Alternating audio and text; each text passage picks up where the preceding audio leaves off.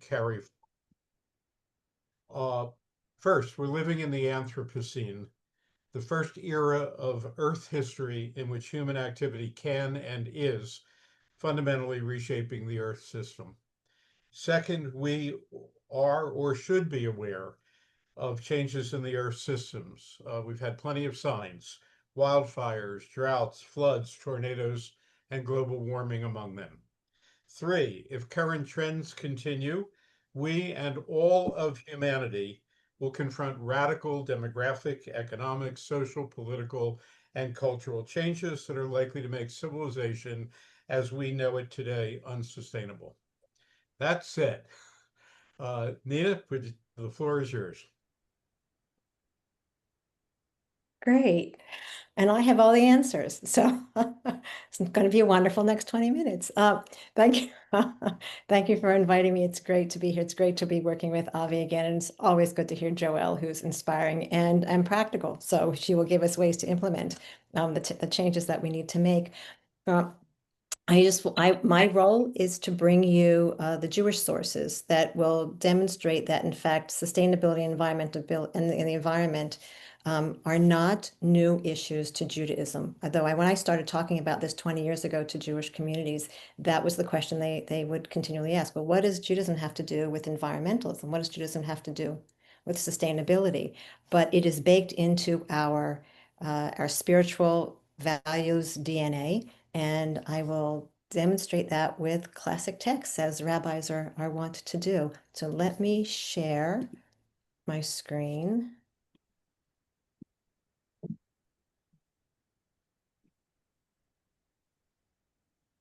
So I am suggesting that there is a first and potentially greatest mitzvah you never heard of. And actually, those are not from me. I am just channeling the tradition, although people did not know about it, I think, until recently. So the first and greatest mitzvah you never heard of is called Yishuv Ha'olam.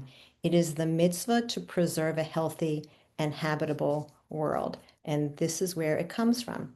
So, as you know, there are 613 mitzvot. Rambam is one of the people who categorized the mitzvot and numbered the mitzvot. And as Rambam would do as a logician, he in fact created different categories and arranged the mitzvot in classic categories, 1 through 613.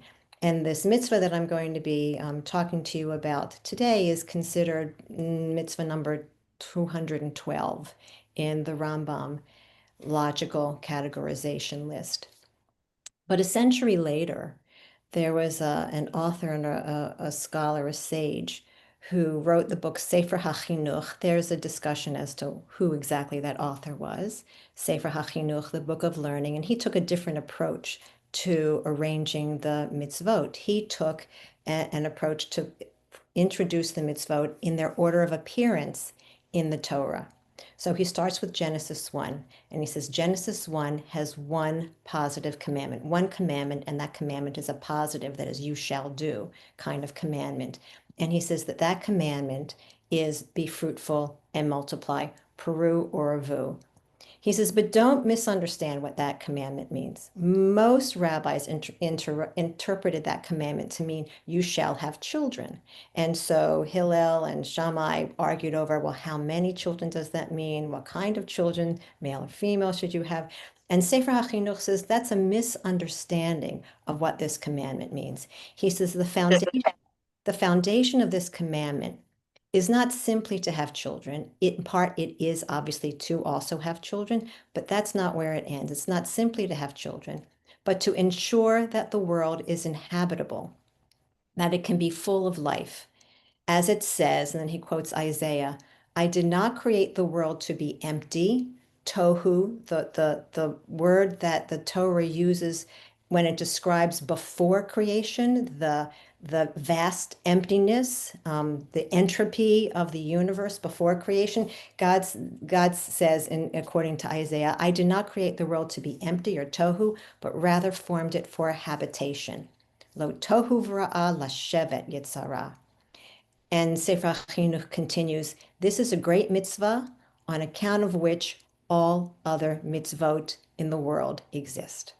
right? This is not just the first in appearance in the Torah. This is the primary mitzvah for all of Torah. As Avi was saying before, we have a great existential threat. If we don't have a viable world to live in, all our bets are off. And Sefer HaChinuch said this, in the 13th century.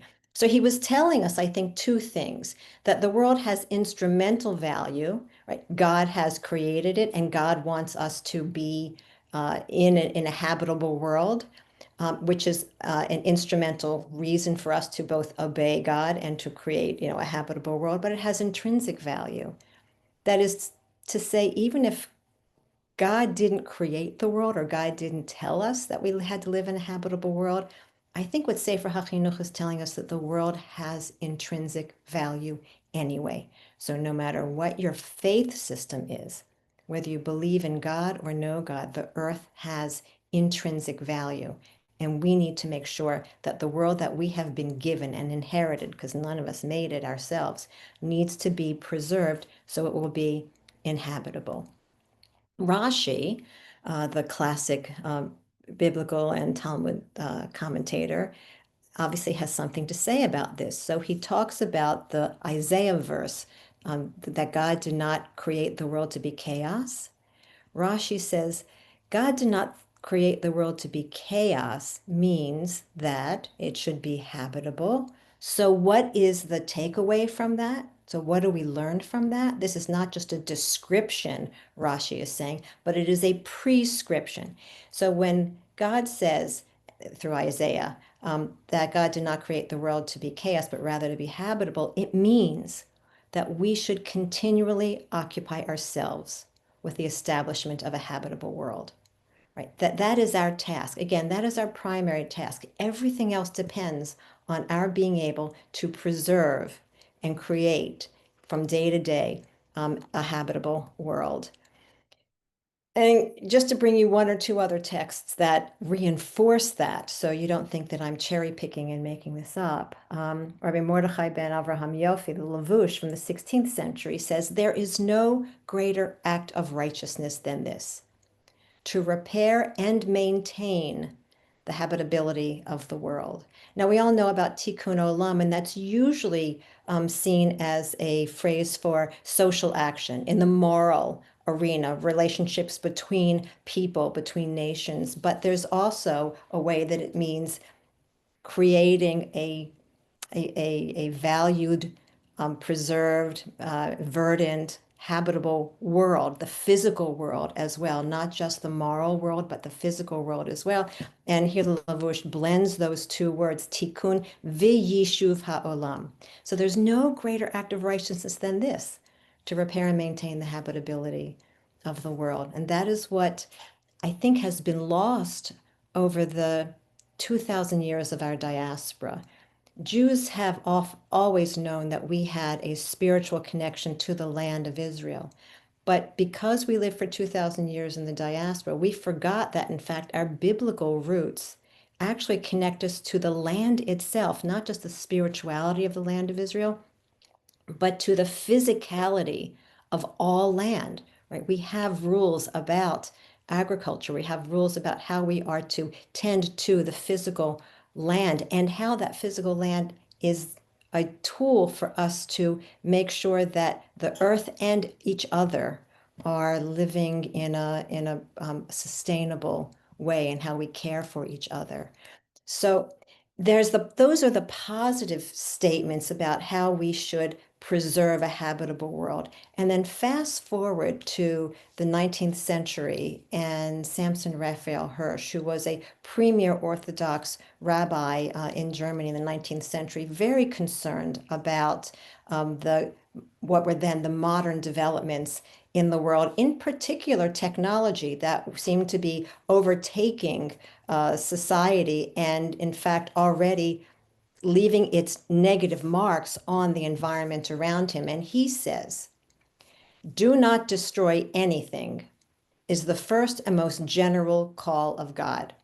So from a positive perspective, we have Sefer HaChinuch saying the first commandment in the Bible is make sure the world is habitable. And now we have from the other side of things, the other side of the coin, as it were, Samson Raphael Hirsch saying the first and most general call of God is not to destroy anything, which you put the positive and the negative mitzvot together, and you've got basically a creed for the mandate, the imperative for sustainability from the Jewish perspective. And he says, all around you, you perceive earth and plant and animal already bearing your imprint from your technical human skill. This is, 150 years ago.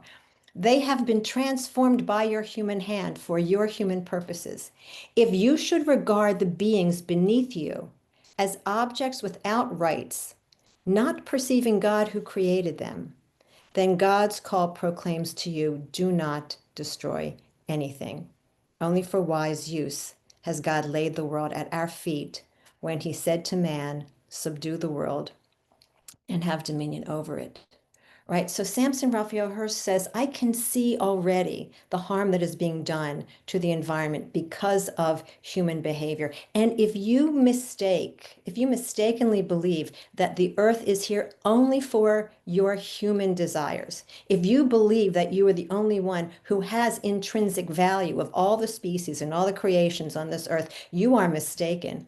There is intrinsic value in the whole of creation, with or without humans. Now, humans have a right and have the privilege to use the earth to create the dignity that we need, to create the buildings and the clothing and the technology that we're using now and the food. We have a right for all that, but only for wise use, not for hubris, and not to believe that we are better or the ultimate reason for creation. Creation as a whole is purposeful in the sense that it has its own intrinsic value. It is in and of itself needing and having a right to be preserved. So we can use it, but we only can use it in a way that is what he calls wise use. So what's another way to explain what wise use means?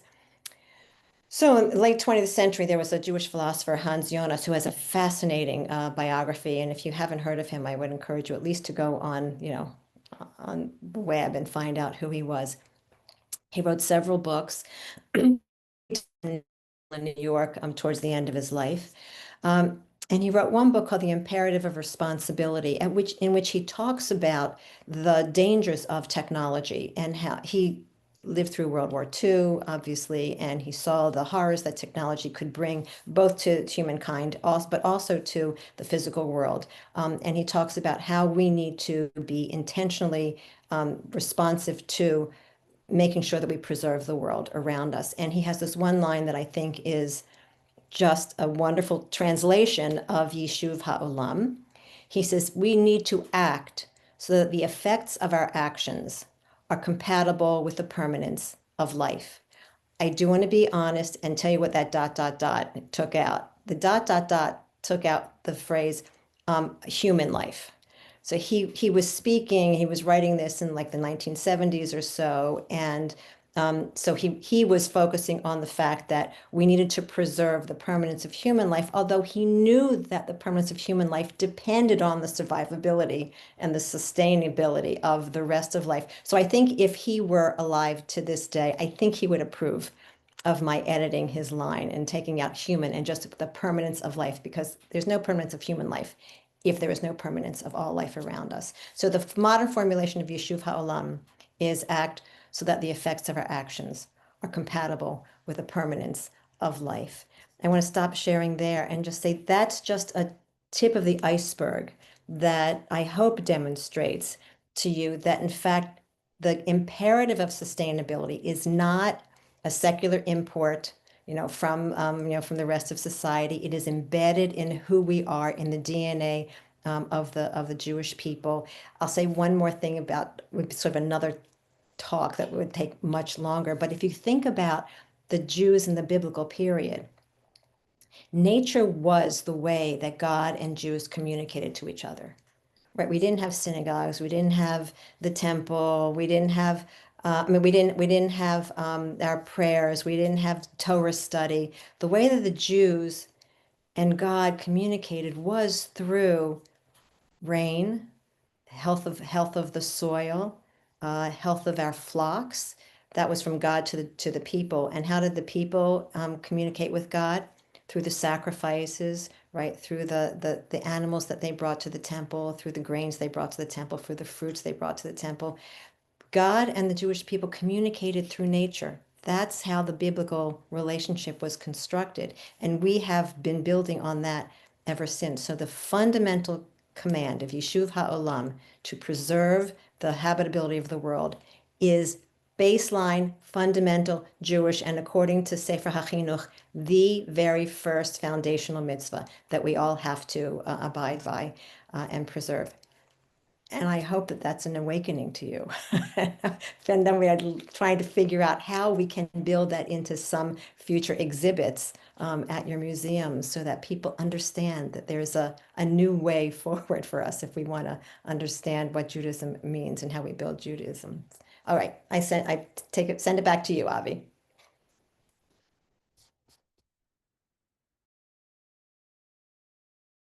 You're on mute. You're on mute. Thank you very much, Nina. That sets the stage for Joelle, and we're off and running. Obviously, there are two stages to this. One is that we have to be, as both as individuals and as institutions, committed to the idea that we need to address the environmental crisis. And the second, of course, is how do we open up the conversation with our communities? Joelle, you're on. Sure. It's so good to be here. I so appreciated Nina's teaching. Joelle Novey, she, her pronouns. Can everyone see and hear me okay before I keep talking? Okay, great. So just by way of background, I grew up in Baltimore, now live in Silver Spring, was raised at Chizuk Emunah congregation, multi-generational connections there. And then now I'm part of a minyan called Minyan Segula. And for the last 16 years, which is crazy, I have worked leading Interfaith Power and Light DMV. So this is an organization that opens climate conversations in every kind of faith community, every kind of congregation across our region. Many weekends, if not most, have been me or now my team opening climate conversations in different kinds of congregations and faith communities. And it's always a particular pleasure. And that's why I'm so glad to be here to get to work with my own people as well.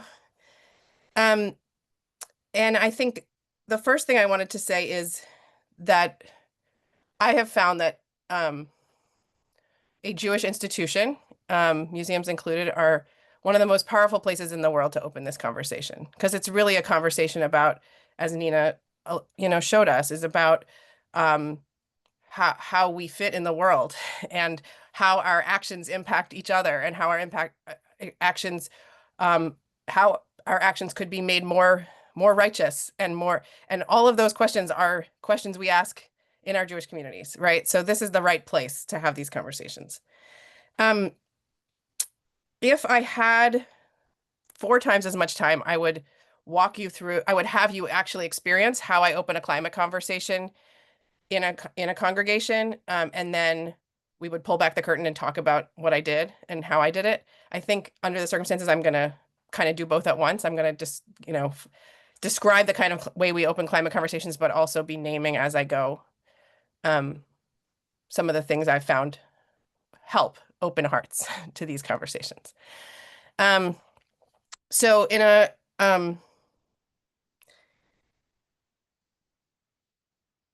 and I want to say, I'm trying to decide what order to say things in. So one of my most important teachers in this work is Dr. Catherine Hayhoe. I'm going to put her name in the chat, and you can look up her TED Talk, any of her books. Dr. Catherine Hayhoe is an extraordinary climate communicator, and I've learned a lot about this work from her, and I would recommend her teachings to any of you. But one of the most important things she said to me is, you can never ask people to become somebody else. You can only ask them to become more fully who they are. And that is that is why, we ground this work in Torah. And that's why we ground this work in our own story of resilience and how Jews have worked together to solve problems or address threat in the past, because we can only meet new challenges by being more fully who we are and living out our values more wholeheartedly. And that's what I would invite you to think about doing with anyone who coming in the doors of your institution is like, what do they care about already? What are their commitments? What are their values? And how could they exemplify those values with respect to this information? So in a congregational setting, people often are sitting on circles of chairs in church basements, but in synagogue sometimes the chairs are nicer. But we invite people to become aware of the electricity being used in the room that we're sitting in, and people point out some of the things, and then oh cool, and I invite people to name some of the ways we know that electricity is made. And we have different grid mixes in different parts of the country, but we draw out that, a chunk of our electricity, even now, all over the country, is made by combustion, by burning fossil fuels of some kind. And then I sort of summarize climate science. So, I say, we now know that burning fossil fuels for electricity is pouring heat-trapping climate pollution into our atmosphere, causing our Earth to warm. And I try to sort of gently, at this point, I feel like almost everyone in the room knows that already. So I try to say it not as like, I'm teaching you something, but let's call to mind what this can be hard to talk about, but let's call it to mind. Our pouring heat trapping climate pollution into our atmosphere is causing our Earth to warm.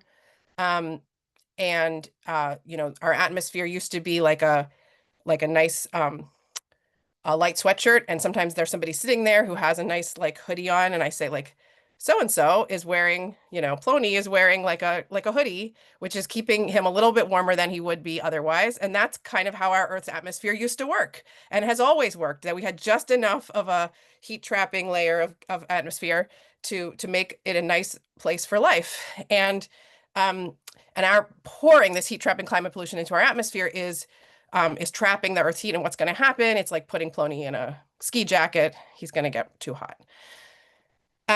I'm going to pause before I say what I do next and just name some of the language choices that I'm making. So I always reiterate the mechanism. I say heat trapping climate pollution. I say heat trapping because there might be someone in that room who doesn't remember exactly how climate change works. And I'm trying to do that in a way that's educational without condescending at all, right? So heat trapping climate pollution reiterates the mechanism. I say burning fossil fuels. I think it is very important that we emphasize that the source of this problem is combustion. I usually say our burning fossil fuels. In other words, making the connection that we're all part of this system. Our burning fossil fuels is pouring heat trapping climate pollution into our atmosphere, causing our Earth to warm. What are the words I'm not using?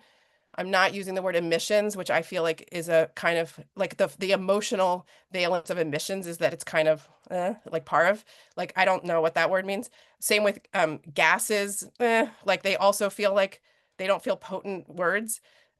Heat trapping climate pollution. People know what pollution is and they have an intuitive sense of it as being bad, and it has power. So I just say burning fossil fuels, our burning fossil fuels for electricity and other purposes is pouring heat trapping climate pollution into our atmosphere, causing our Earth to warm. The other reason burning fossil fuels is an important word choice is that the real front line of the climate fight right now is about gas and people wanting to preserve burning gas in buildings as a healthy future for us, which it's not. So to me, emphasizing combustion and getting off combustion is a way of making clear that nothing in the gas category is part of the future because it's all combustion, that the critical point is gas. And so critical point is burning. So I say like, and I use that language throughout. I don't say natural gas ever because it's not natural. And I say gas burning stoves, gas burning kitchens, gas burning appliances. I always use that word burning to emphasize that it's the combustion that's causing the pollution. Okay. So then I ask the circle of people, and I usually warn them that their feelings. So I say, this is really hard to talk about. We're just going to talk about it directly for a few minutes, and then we're going to talk about what we can do together to respond. But it's important to think together in this community about what is what's happening to our world. So what are some of the things you've heard could happen if we don't do anything about this? If we continue to pour heat trapping climate pollution into our atmosphere, warming our Earth's climate? Does anyone want to put what come to mind first, either in the chat or calling out? It's going to force mass migrations from all parts of the world. So this is not usually the first. Internally and globally. Yeah, this is not usually the first thing people say, but it's like, yes, people may not be able to survive or find enough food or water, clean water in the places that they have lived historically, and this might drive their migration, right? So increased weather events. So we can't say that any one storm was caused by climate change, but by warming the earth as much as we have loaded the dice against ourselves for stronger and stronger storms. And some of you may have personally experienced in the last few years what how frightening it is to be in a stronger storm.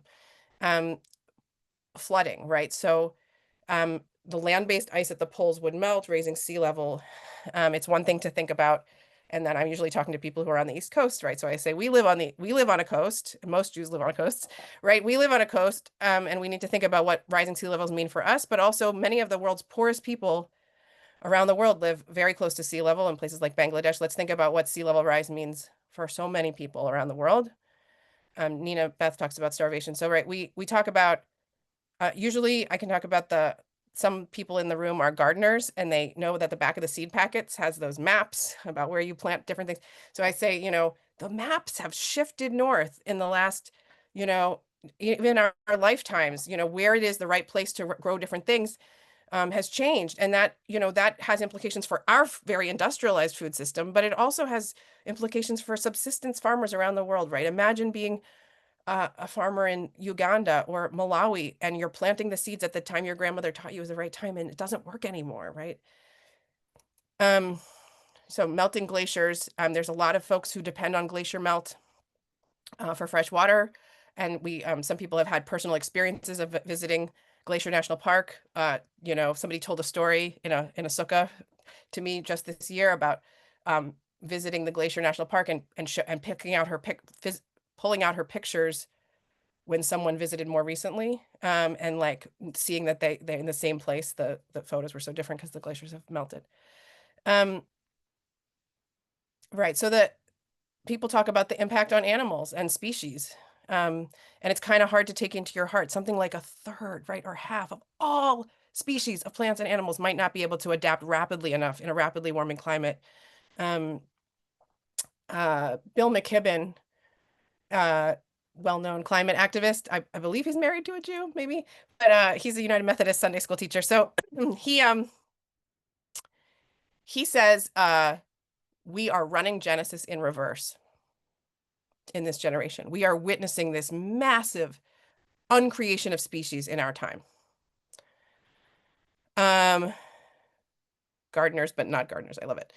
And then I usually end with the one people don't raise, which is about mosquito-borne diseases and the ways that mosquito-borne diseases are a bigger problem in warmer temperatures.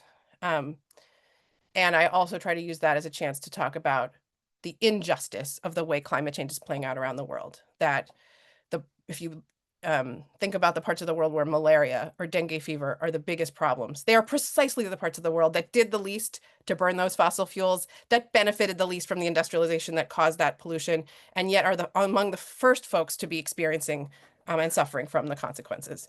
And I tell a story of Bill McKibben was in Dhaka, Bangladesh during an outbreak of dengue fever on that podcast On Being. So this is a story from that. So he was walking through the he describes walking through this hospital with people in every bed, shivering away, mindful that the mosquitoes are thriving at warmer temperatures.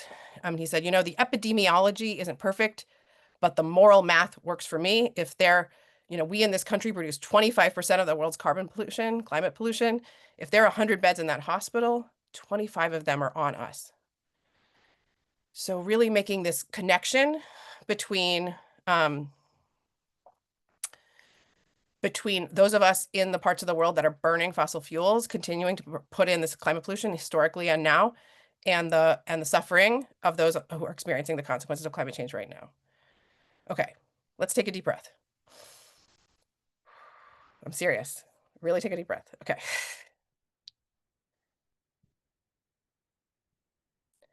So this is the Tikvat Israel Sukkah in Rockville, Maryland. And I had just done this. I walked them through this a little more slowly.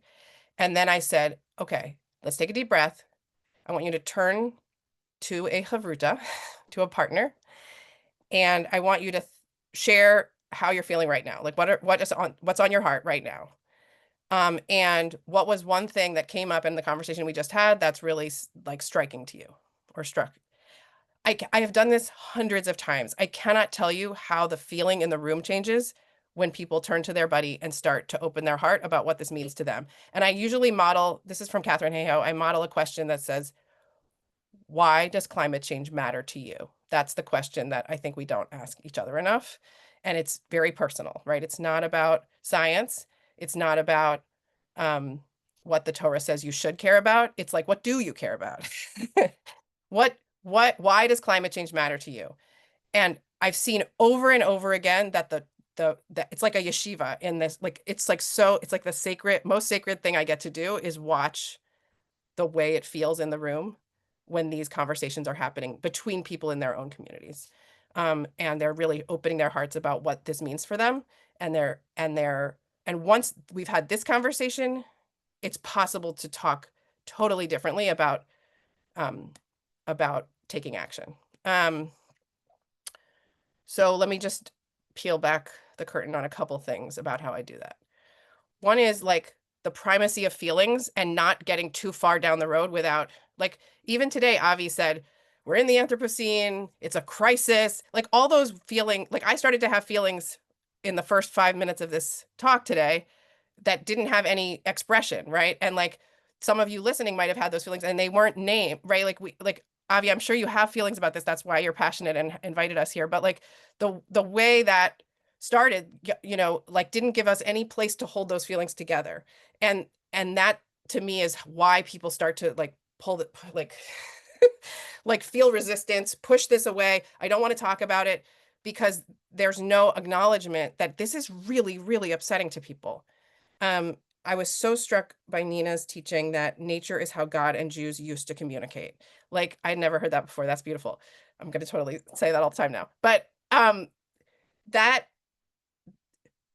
when you read the Torah now and you see that our ancestors could not imagine a world in which anyone but God could mess with the weather. Anybody but God could bring rain that, that Noah needed to prepare for, or make the crops die or whatever. Like, it is so lonely to realize that we are out beyond the world our ancestors could imagine, that we are now in a world in which human beings are the driving force behind the Earth's climate for the first time ever. Another example from Jewish practice that I think about is Tu B'Shvat, which, the Hebrew date of Tu B'Shvat is just about when the first blossom times are in for the almond trees in Israel. And like, there are many first blossom festivals in cultures all over the world. We're not the only ones who have that. But like first blossoms have moved 2 weeks, if not more, later across the Northern Hemisphere as we've warmed our climate. So just honoring how truly disorienting it is to be like, these are the feelings people have about climate change are so valid. It's like they are being unmoored from the way they thought the universe worked. It's theologically challenging for them. And so I just wanted to give this picture. I mean, I hadn't planned to share slides, but I realized I wanted to show you a picture of how to hold space for people's, the tenderness of people's climate feelings when they really think about why it matters to them.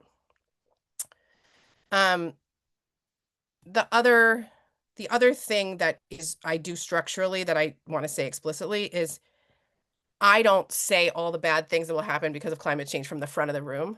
You notice that I made you say them all and you put them in the chat, right? And your peers, like your people who might know each other, or like I'm some guest who came in today.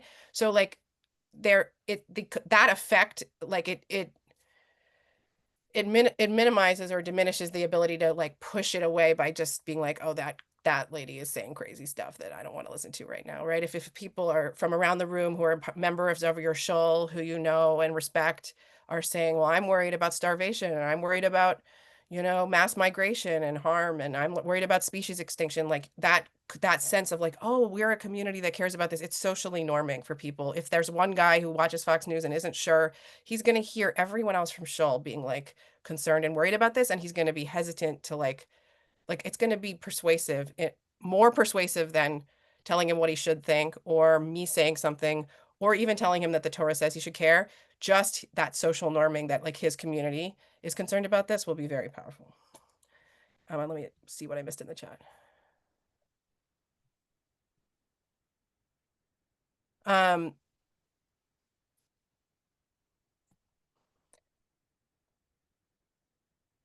So let me think a little bit about what I wanted to say about, so when people come back from those pairs, we ask, first of all, I just reassure them that they are in good company. And that's really the only thing we can offer. And I think if you can think about ways in museums to give people a sense that their concerns about this are shared, that is a very powerful thing to give people. People feel alone when they think about the climate crisis. And I think, so what I say is, I have been doing this work for 16 years, and I have gone to so many congregations of different faiths, and all of them have people who are as agitated and concerned and worried and wanting to do something as you were in this room right now. So I just try to bring people back from that pair share with like a sense of company. And I say, I cannot tell you how the story will end, but I can promise that if you join us, you will be part of a movement that's responding to this together. And it's really beautiful and big and growing. And like, you're not alone with this, I think is the most important message that I can give. So let me just say a few and then from there, that cues me up to do all kinds of things. We can do a home energy workshop. Yes, I'm not ignoring questions, but I want to just like get to them. We can do a home energy workshop. We can invite people into like a advocacy campaign for a stronger climate policy. We can do a presentation about the harms of gas burning and measure, nitrogen dioxide pollution in a gas burning stove in the shul. And there's like the next action can be lots of different things, but I find that opening with that 10 golden minutes of climate education where people really ask themselves, why does this matter to me? And then share it with a buddy, so the buddy actually bears witness to why it matters to them, is just the most important thing in the world. And I wanted to share that with you all. I wanted to share a few concrete resources and ideas. So the Koshland Science Museum in DC is part of a number of museums that have done really serious climate education and creative exhibits. And I found one website that like shares a few of those examples. So I wanted to share that in the chat. Because you are not the only museums thinking about climate education. I also just want to share my contact and our YouTube channel, which has lots of examples of drashes I've given and different me speaking about this in different contexts.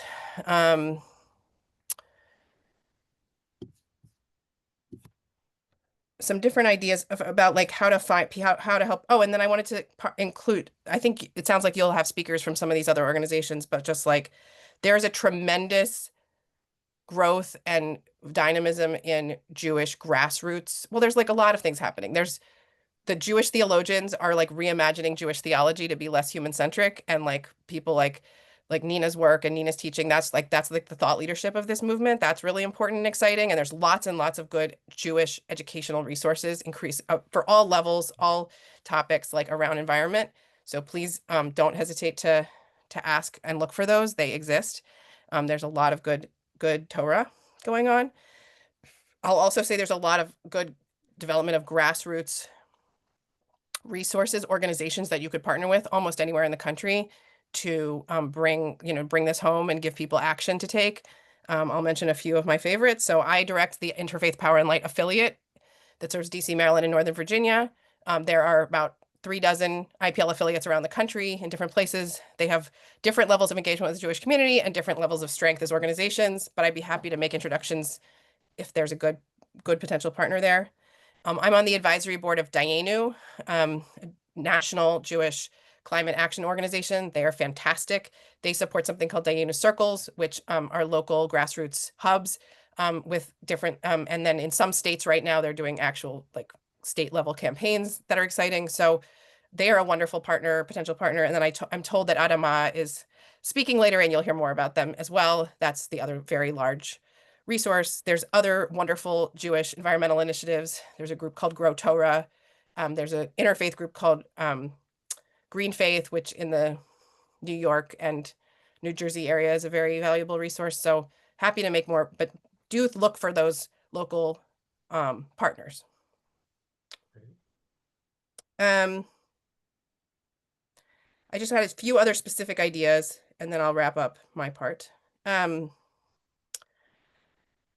addition to like helping people tell their stories and say why this matters to them, I've had some interesting experiences doing multi-generational conversations across generations about climate change. I've had experiences where young people in Jewish communities are so hurt and frustrated that the elders don't feel like the elders care about this as much as they want them to, or like as dire as it feels. And so we've had some experience facilitating very powerful multi-generational conversations where the 20 somethings huddle and have a caucus, or that 25 and below have a caucus where they say, these are the things we most wish our elders in Jewish community understood about climate change. And then that you come back with a fishbowl and they can share, and just everyone has to listen.